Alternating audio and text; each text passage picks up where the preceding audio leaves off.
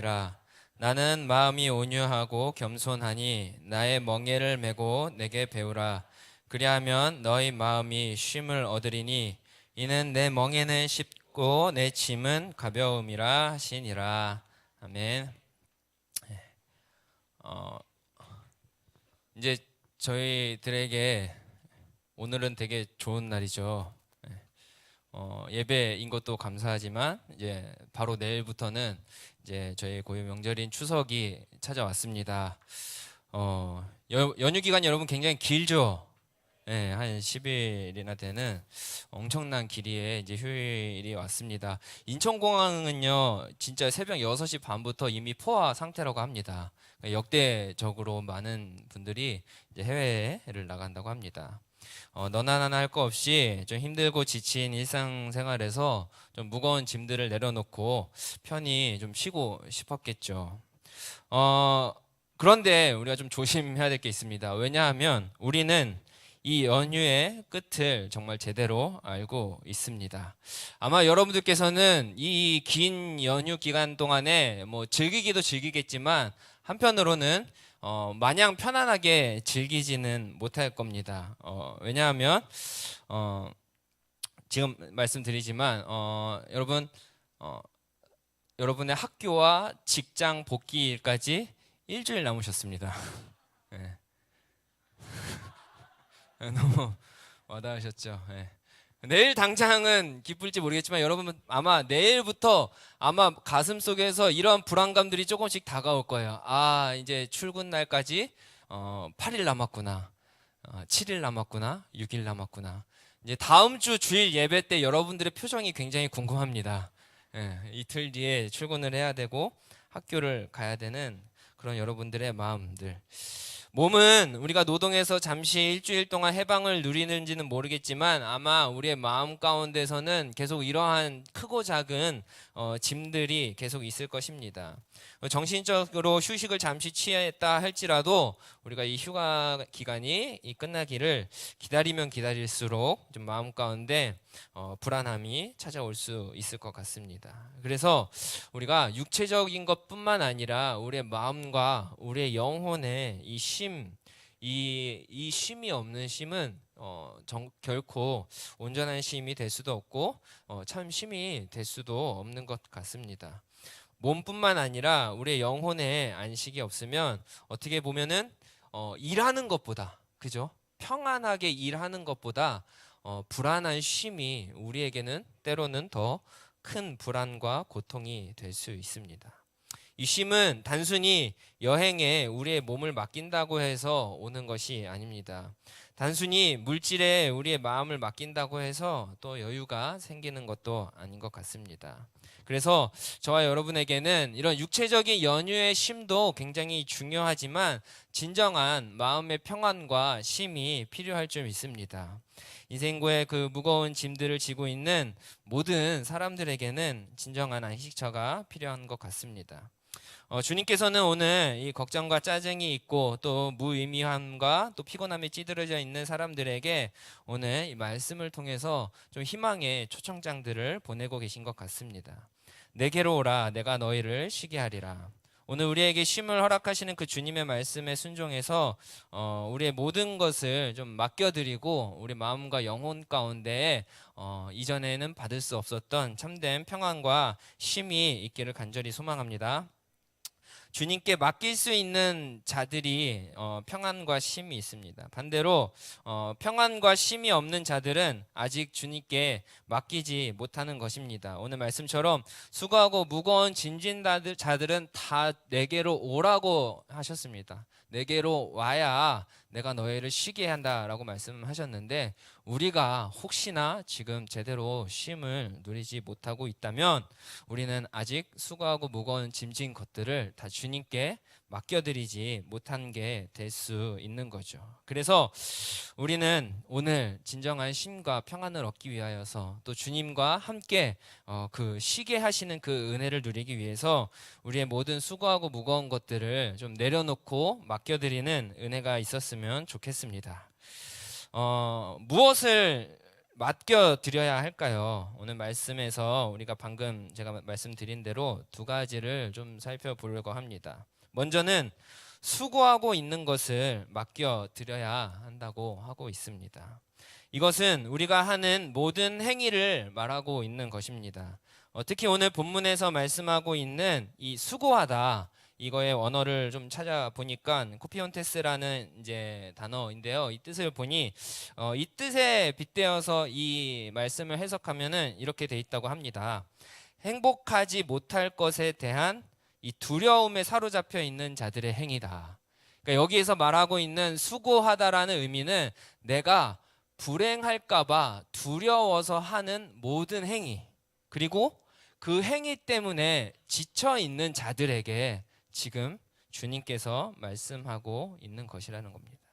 이들이 왜 지치냐면요, 이들의 행위의 모든 원동력이 바로 행복하지 못할 것에 대한 두려움이기 때문입니다. 이들의 행하는 모든 수고들의 목적이 불행하지 않기 위한, 또 불행할까봐 느껴지는 그 두려움에 대한 저항이라는 거죠. 그렇게 저항적인 행동을 하다 보니까 우리의 삶이 지칠 수밖에 없다라고 말하고 있는 것입니다. 여러분, 제가 청소년 사역을 하면서 이 청소년에 대한 공부를 굉장히 많이 하고 있는데요. 한국 교회에서 청소년을 여러분 몇 살까지 지정하고 있는 줄 아세요? 네? 24살. 그럼 25인 당신부터는 청년이 아닌 거죠? 네. 제가 당시에 학교에서 청소년 학을 배울 때만 해도 한국에 있는 정신적인 연령으로 봤을 때 청소년은 약 35세까지, 35세, 예, 만 35세까지는 청소년 취급을 해줘야 된다. 교수님께서 그렇게 말씀하고 계십니다. 만 35세 안 되신 분들은 아직 청소년이신 거예요. 사춘기 감성을 가지고 계시다고 해서 좀 괴리감에 겪지 마시고, 난 아직 청소년이구나, 이렇게 생각하시면 됩니다. 여러분들도 아시지만 우리가 때로는 한국에 있는 이 청소년들의 교육을 가지고 또 문제점을 제시할 때도 있고 비판적인 그런 이야기들을 토론을 할 때가 있잖아요. 뭐 입시 경쟁이 문제다, 또 주입식 교육이 문제다라고 이야기할 때가 있는데, 저는 공부를 하면서 이 미국의 한 연구가가 이 한국의 교육을 보면서 다른 거는 다른 나라에도 충분히 있을 수 있는 이야기들인데 한국에 있어서 가장 큰 문제가 있다라고 이야기하면서 이야기한 게 있습니다. 방금 제가 얘기한 35세까지도 청소년이 될 수밖에 없는 원인 중 하나인 부분인데요. 그거는 아주 그냥 비판이 아니라 비난을 하더라고요. 이게 뭐냐면은 조기 교육입니다. 조기 교육. 이 누구보다 먼저 남들보다 빠르게 배워서 앞서 나가기 위해서 하는 이 조기 교육이 사실은 그 사람의 뇌와 교육의 모든 성장 과정을 좀 철저하게 부셔버릴 수 있는 아주 악질적인 교육이다라고 좀 심하게 제가 배울 때 그렇게 비난을 하더라고요. 이게 뭐냐면 초등학교 3학년 때 이 3학년 과정을 배웠으면 그 순간 3학년 과정을 몇 번이나 곱씹고 되뇌이면서 반복하고 이해하고 습득을 하고, 그래서 그것을 완전하게 내 것이 될 수 있도록 그 나이 때에는 그것을 계속 해야 되는데, 우리는 그 3학년 과정을 그냥 한번 휙 듣고 알았어, 이해했어, 끝 하고 바로 4학년 과정, 5학년 과정, 다음 것을 끊임없이 주입한다라는 것입니다. 그러다 보니까 그 순간 가장 많이 필요한 나이 때 배워야 할 내용들을 미처 배우지 못하고 지나가 버린다라는 것이죠. 그래서 절대로 그 나이 때에는 그 나이 때에 배우고 경험할 수 있는 것들을 해줘야 올바른 교육이 이루어지는 것인데, 그저 학년에 올라가 뒤처질 것 같다고 해서 미리 조기 교육을 시키는 것은, 이것은 정말 바보 중에 바보들만이 할 수 있는 교육이다라고 이야기하고 있는 것입니다. 왜 이렇게 우리나라의 35세까지도 청소년으로 봐야 되냐? 청소년 때 배워야 할 것들을 미처 배우지 못하다 보니까 이 청소년기에 있는 것들을 계속해서 어른이 될 때까지 끌고 간다라는 것입니다. 그래서 우리나라는 청소년이 그렇게 길 수밖에 없다라고 교수님께서 이야기해 주셨던 것이 기억이 났습니다. 우리나라는 이 조기 교육이 굉장히 큰 유행이잖아요. 초등학교 때 방학기 되면 중학교뿐만 아니라 고등학교 수학을 배우고 있습니다. 왜 그렇습니까? 이거는 그저 교육의 문화라고만 이야기할 수 없는 것 같습니다. 그저 그냥 우리나라의 문화 자체가 이 조기 인생 사회인 것 때문인 것 같습니다. 유치원 때부터요, 여러분, 어머니는요, 그 유치원 아이의 미래를 걱정하면서 유치원을 고르기 시작합니다. 사립 유치원을 가지요. 영어 유치원을 갑니다. 벌써부터 그 미래에 잘 먹고 잘 살고 크게 될 것을 걱정해서 그런 그 유치원과 그런 학원을 보냅니다. 대단한 열정입니다. 중고등학교 때는 벌써부터 대학 걱정하느라 다른 거에는 그 나이 때 겪어야 될 것들은 하나도 겪지 못합니다. 시간이 없습니다. 그렇다고 해서 대학에 들어가면 우리가 여유가 좀 있나요? 아니요. 바로 취업 준비하느라 우리에게 대학 생활은 없습니다. 취업을 하면 우리의 삶은 좀 평안할까요? 바로 결혼 준비를 해야 되죠. 결혼을 하면은 아이고 다 끝났다 싶은가요? 자녀 문제가 시작됩니다. 자녀 문제에 스트레스를 받다 보면 어느 순간 우리는 노후 문제 걱정을 하면서 살아가고 있습니다. 더하면 더했지, 어렸을 때부터 더하면 더했지 이 미래에 대한 걱정은 끊임이 없다라는 것입니다. 그러다 보니까 우리의 인생 가운데 오늘이 사라지는 것입니다. 오늘이 없는 거예요. 그저 평생 우리가 해야 될 것은 내일 먹고 살 걱정만 하다가 인생 마감하는 날 후회하고 허무하거나 마지막에 확 이렇게 넘어가는 그런 경우들이 있다라는 것입니다. 저는 아까도 뒤에서 나은이를 보면서 정말 너무 뿌듯했어요. 야, 그래. 저 때는 저래야지. 나은이 때는 저렇게 그냥 놀아야지. 나은이가 할 수 있는 거는 저거야. 이렇게 보면서 굉장히 뿌듯했습니다. 물론 아빠 닮아서 멍청하면 어떡할까 걱정은 되지만 또 엄마 보면은 얼마나 잘하겠어요. 예. 그러니까 걱정하지 않아도 잘 살 거거든요. 예. 뿌듯하지 않습니까? 그런데 그럼에도 불구하고 우리는 왜 이렇게 치열하게 살아야 되는지 모르겠습니다. 미래에 행복하지 못할 것 같은 이 두려움 때문에 치열하게 또 노력하고 살고 있지만 결국에는 그렇게만 살다가 단 한 번도 오늘을 행복하게 살지 못하는 인생. 어떻게 보면 이게 진짜 불행한 인생인 것 같습니다. 우리 시편 37편 5절 말씀을 좀 읽어 보도록 하겠습니다. 시작.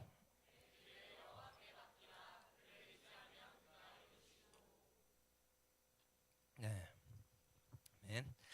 나에게 폭풍이 왔다는 이 책을 쓰신 저자 젠 해리스는 이렇게 이야기를 했습니다.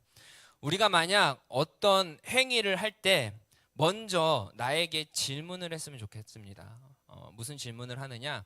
어떤 행위를 할 때 내가 만약 점점점 어쩌지? 라는 이 질문을 한번 해보라는 거예요.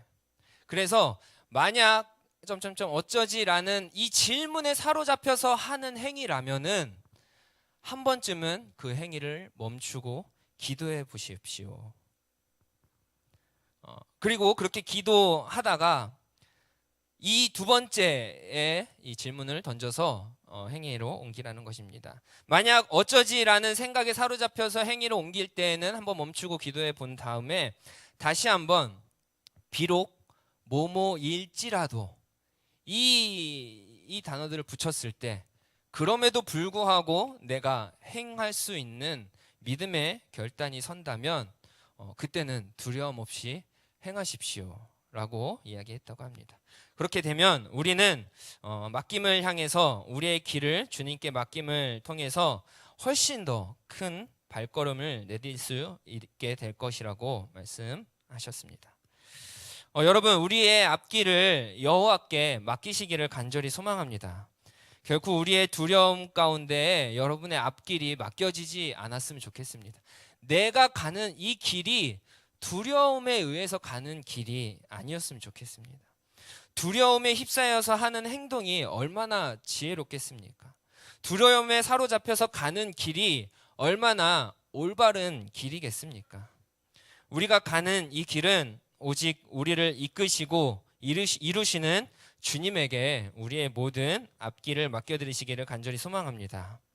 먼저는 수고한 것들을 맡기라고 했습니다.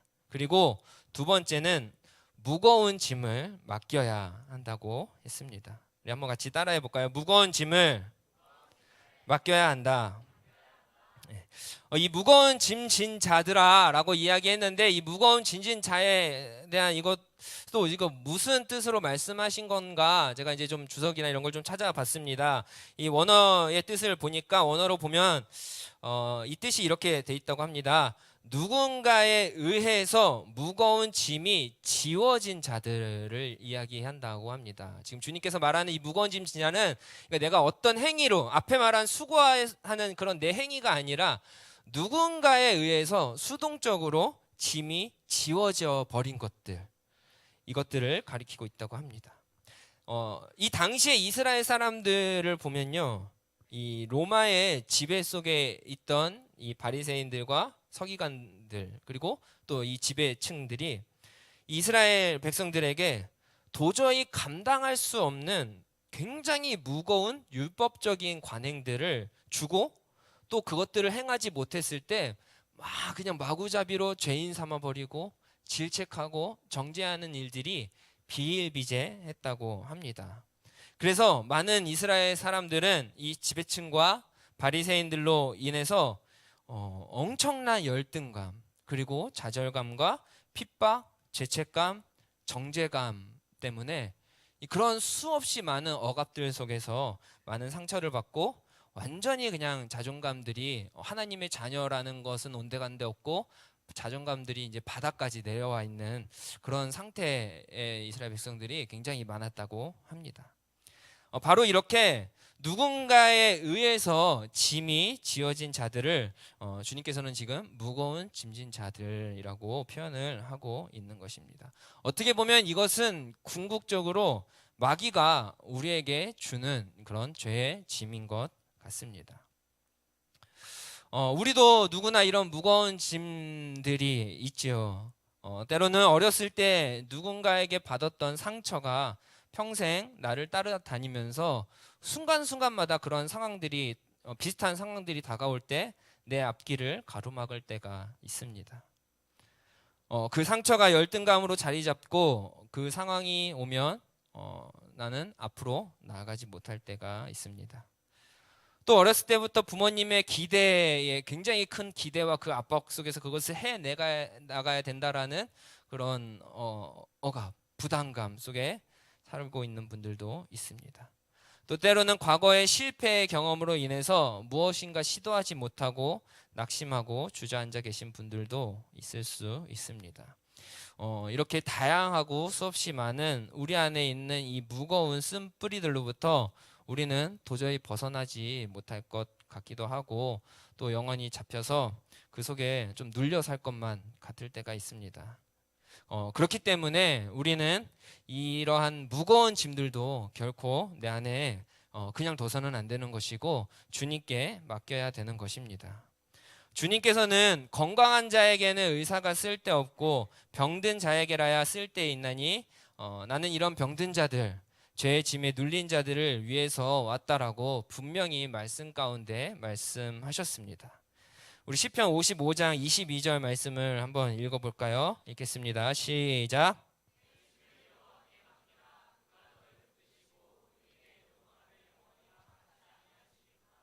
아멘. 여러분, 여러분의 짐을 주님께 맡기시길 간절히 소망합니다. 누구나 사실 여기에 있는 분들 중에 상처 없는 사람 있으세요? 저는 진짜 상처 없는 사람이에요 라고 당당하게 손을 드실 수 있는 분 계시면 손 들어주시면 제가 평생 진짜 형님으로 모시겠습니다. 없으시죠? 네. 누구나 상처가 있습니다. 누구나 마음에 짐이 있습니다.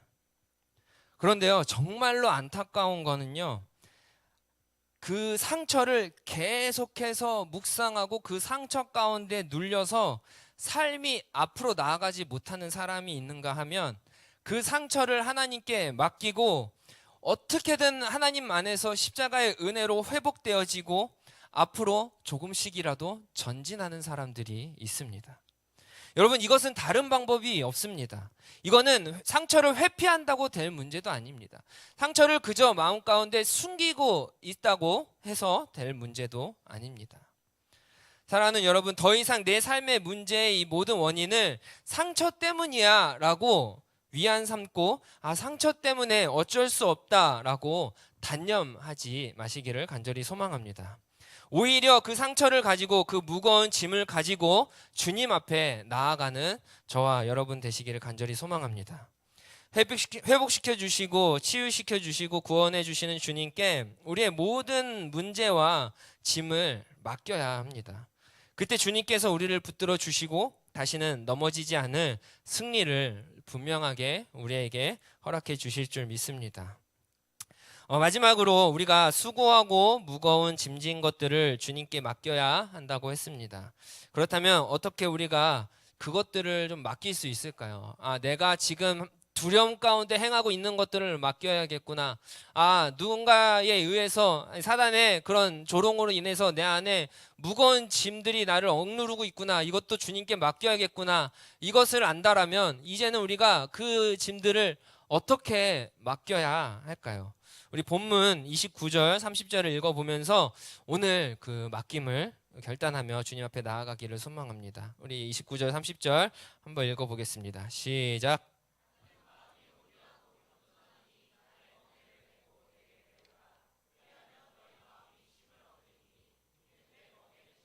내 짐은 가벼움이라 하시니라. 아멘. 주님께서 이렇게 말씀하고 계십니다. 나의 멍에를 메고 내게 배우라. 그리하면 우리의 모든 것을 맡길 수 있고 쉼을 얻어 참된 평안을 얻을 것입니다. 주님의 멍에를 맨다라는 것은 무슨 뜻이 있을까요? 이 멍에를 맨다라는 것은 우리가 구속된다라는 뜻이 있죠. 무엇인가에 얽매인다라는 것입니다. 다시 말해서 주님의 멍에를 지라는 것은 주님께 얽매이면 된다라는 것입니다. 이 멍에의 원어도 이렇게 살펴보면 이 지고스라는 단어가 있는데요. 이 지고스라는 이 단어는 주로 언제 성경에서 쓰일 때가 있냐면 이 유대주의자들이 이 자꾸 이스라엘 백성들에게 아까와 마찬가지로 구원의 필수 요건들을 자꾸 이야기하면서 우리가 구원받기 위해서는 너네가 구원받기 위해서는 해야 하는 율법들이 있다라고 이야기할 때 그 율법을 비유할 때 항상 이 쥐고스라는 단어를 사용했다고 합니다. 아주 강력하게 강요하는 얽매일 수밖에 없는 율법을 비유할 때 이 지고스 멍에라는 표현들을 썼다라고 합니다. 그런데 이 율법들이요 얼마나 강요가 돼야 되는 어려운 것들인지요. 구원을 받기 위해 필수적으로 해야 되는 이 율법만 약 613가지나 됐다고 합니다. 그러니까 613가지 중에 하나라도 잘못되면은 구원을 받을 수 없다라고 이야기하면서 이 율법들을 이 바리새인들이 강요한 것입니다. 다시 말해서 유대인들은 613가지나 되는 율법을 행하지 않으면 구원을 받지 못한다고 하면서 이 사람들을 율법에 얽매이게 하고 자신의 지배 가운데 자꾸 몰아넣었다라는 거죠. 그래서 주님께서 지금 이 쥐고스라는 단어, 이 멍에라는 단어를 사용하셔서 다시 한번 진정한 멍에가 뭐냐라고 말씀해 주고 계신 것입니다. 이 쥐고스를 율법의 멍에가 아닌 주님의 멍에를 지라고 바꿔서 온전히 회복시키고 고치셔서 단어를 다시 한번 표현하고 계신 것입니다. 주님께서 말한 쥐고스라는 이 단어 멍에, 주님의 멍에는 과연 무엇일까요? 바로 예수 그리스도의 십자가 사랑 아니겠습니까? 구원의 은혜는 또 그 구원의 은혜로 말미암아 얻어지는 참된 평안은 우리가 613가지를 행해야지만 얻을 수 있는 것이 아니라 하나님께서 우리를 사랑하셔서 독생자 예수를 보내셨다라는 것, 그 사실을 믿기만 하면 되는 것인 줄 믿습니다. 그래서 내가 너와 함께 할 것이고 내가 너를 사랑한다, 이 사실을 믿어라. 이것이 나의 멍에다. 이것이 주님의 멍에다. 이것이 온유하고 겸손하고 사랑이 넘치는 내가 너희에게 주는 멍에. 그래서 너희가 얽매여야 할 것은, 너희가 기억해야 할 것은 단 한 가지밖에 없다. 하나님께서 세상을 이처럼 사랑하사 독생자를 주신 그 놀라운 복음의 사랑, 이 사실만이 우리의 멍에가 돼야 한다라는 것입니다. 이 멍에가 훨씬 쉽죠. 네, 쉽습니다. 훨씬 주님의 온유가 느껴지고 겸손함이 느껴지십니다. 결코 주님께서는 우리를 율법의 노예로 두지 않으시는 것입니다. 오히려 예수 그리스도의 사랑에 멍에를 지라는 것입니다. 사랑하는 여러분, 여러분은 지금 무엇에 멍에를 지고 있습니까? 지금 여러분은 무엇에 얽매이면서 살아가고 무엇 가운데 얽매여서 그렇게 수고하고 또 무거운 짐 가운데 불안해하고 계십니까? 오늘 우리 다시 한번 이 주님의 멍에를 지고 나아가기를 소망합니다. 그저 우리의 삶에 하나님이 나를 사랑하시지, 하나님이 나를 위해 예수님께서 십자가에 지셨고 그러므로 인해서 이제 주님께서 영원히 나와 함께 하시지, 이 사실만을 내 멍에로 삼아서 이 믿음만을 가지고 살아가는 것, 이게 참된 그리스도인의 본질이며 참된 그리스도인의 삶의 모습인 줄 믿습니다. 그리고 이 믿음만을 가지고 갈 때 우리 안에 참된 쉼이 있는 줄 믿습니다. 주님의 멍에를 지고 가라고 했습니다. 그리고 또 뒤에 주님의 멍에를 지고 간 뒤에 내게 배우라고 말씀하셨습니다. 주님의 멍에를 지면서 하나님께서 나를 사랑하신다라는 것을 우리가 믿게 되어지고 깨닫게 되었습니다. 심지어 나보다 나를 더 사랑하시는 게 예수 그리스도라고 말씀하고 있습니다. 우리는 정말 나보다 나를 더 사랑하시는구나, 죽기까지 사랑하시는 분이 예수 그리스도구나 라는 것을 믿고 사는 사람들입니다. 그 주님께서 나에게 가르쳐 주신다라고 말씀하고 있는 거예요. 나보다 나를 더 사랑하시는 주님께서 나에게 가르쳐 주신다고 한다면 여러분, 그거는 과연 누구에게 가장 좋은 것일까요? 누구에게 가장 좋은 것일까요? 우리에게 가장 좋은 것 아니겠습니까?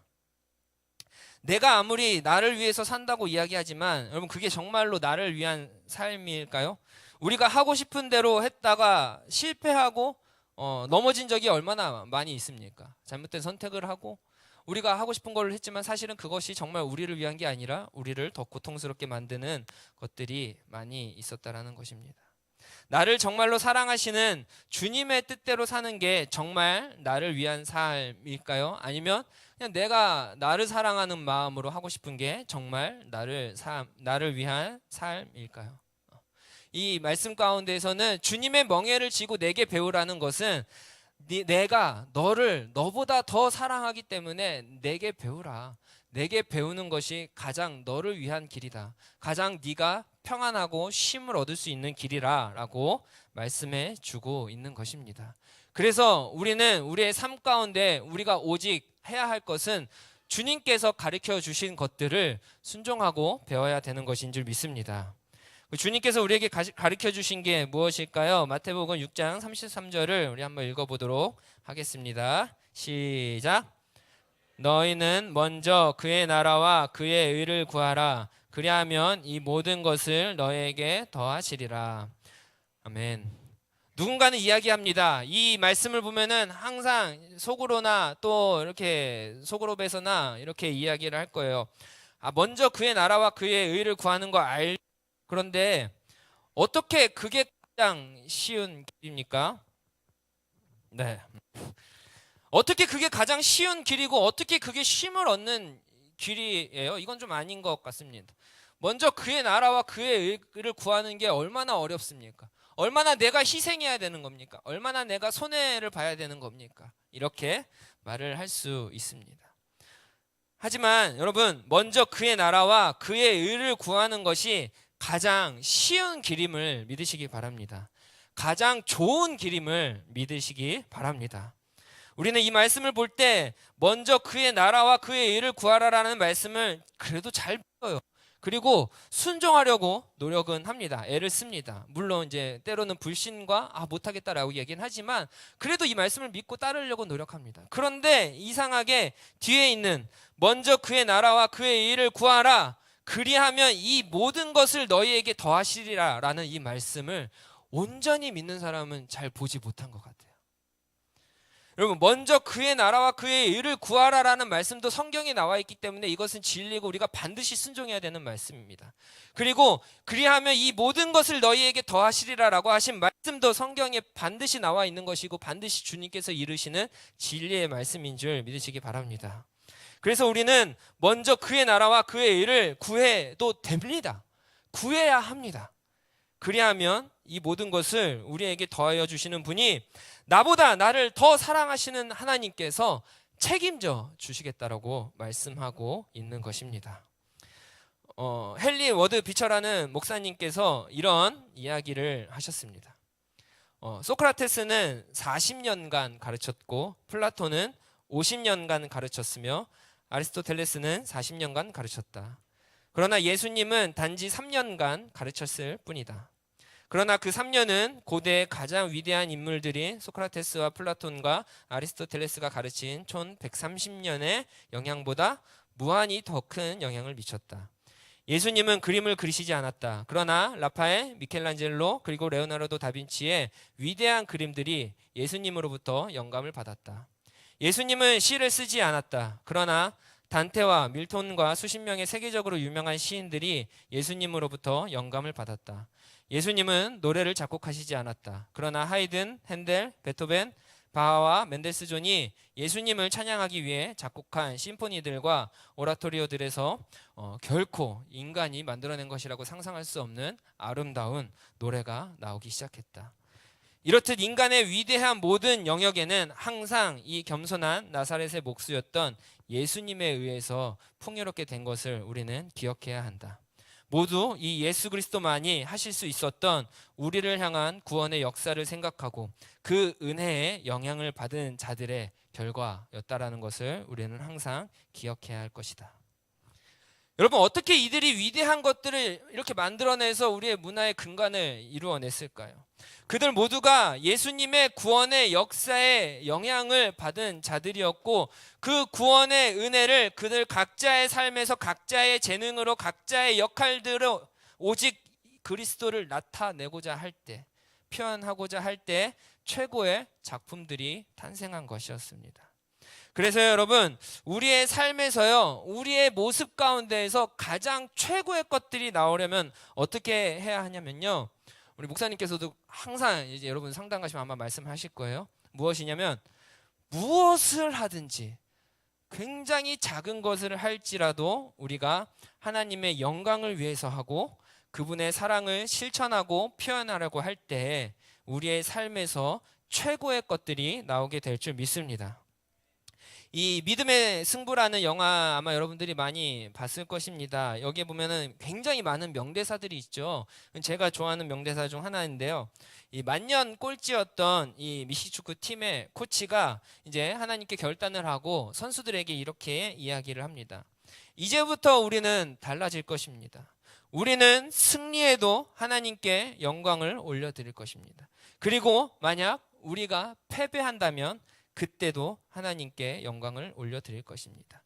무엇을 하든지 간에 이제 우리는 결과를 주님께 맡겨드리고 그저 하나님께 영광을 올려드리기 위해서 최선을 다하는 팀, 이제부터 우리는 그런 팀이 돼야 할 것입니다. 꼴찌만 하던 이 팀은 이후부터 놀라운 일들을 해나가면서 지역 가운데서도 이 대회 가운데서도 굉장히 유명해지고 승리를 해나가고 또 그 안에서도 교만하지 않고 하나님께 영광 올려드리는 삶들을 이렇게 보여주는 그런 영화의 내용들이 되었습니다. 하나님께 영광을 올려드리기로 시작하기로 결단한 그때부터 모두의 삶이 변화되기 시작한 것입니다. 사랑하는 여러분, 무엇이든 하나님의 영광을 위하여 살 때 그분의 영광이 우리를 반드시 살리실 것을 기억하시기 바랍니다. 먼저 그의 나라와 의를 구하라라는 말씀을 믿으면서 왜 그리하며 이 모든 것을 더하리라는 이 말씀 빼놓지 마시고 이 말씀까지도 같이 믿으셔서 그저 하나님의 나라와 의를 구하고 최선을 다하는 저와 여러분 되길 바랍니다. 그래서 그의 나라와 의를 구하는 것은요, 정말 말씀대로 가장 좋은 길인 거예요. 좁은 문은요, 가장 좋은 길입니다. 넓은 문이 넓고 좋아 보이지만 너무 넓어서 어디로 갈지 모르잖아요. 그죠? 좁은 문은 고민할 필요가 없습니다. 비록 처음엔 찾기 어려울지 모르지만 한번 우리가 예수 그리스도의 사랑을 발견하기만 한다면 뒤도 보지 않고 그냥 한 길이잖아요.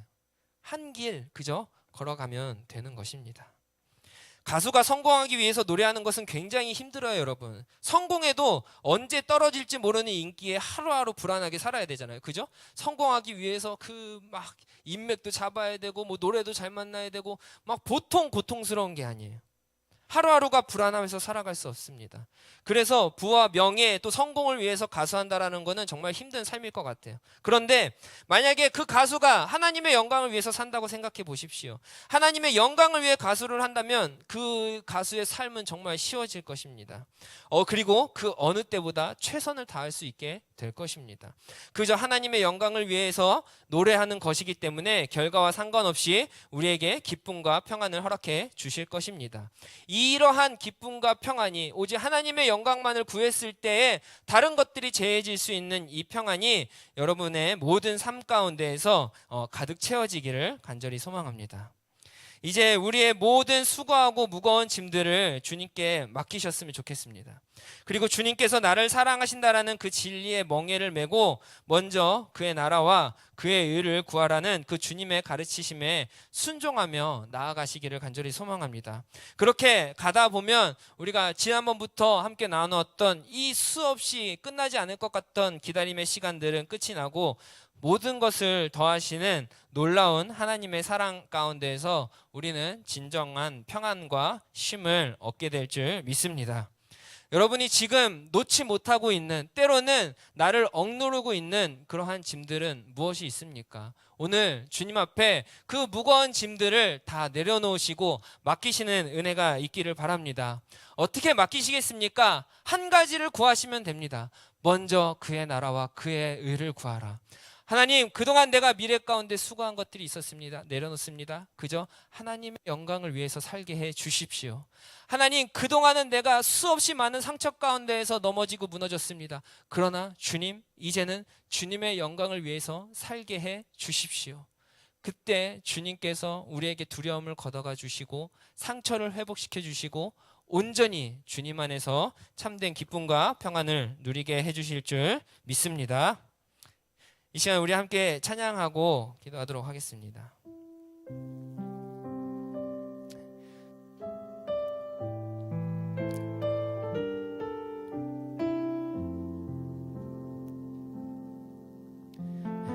우리 함께 주님 다시 오실 때까지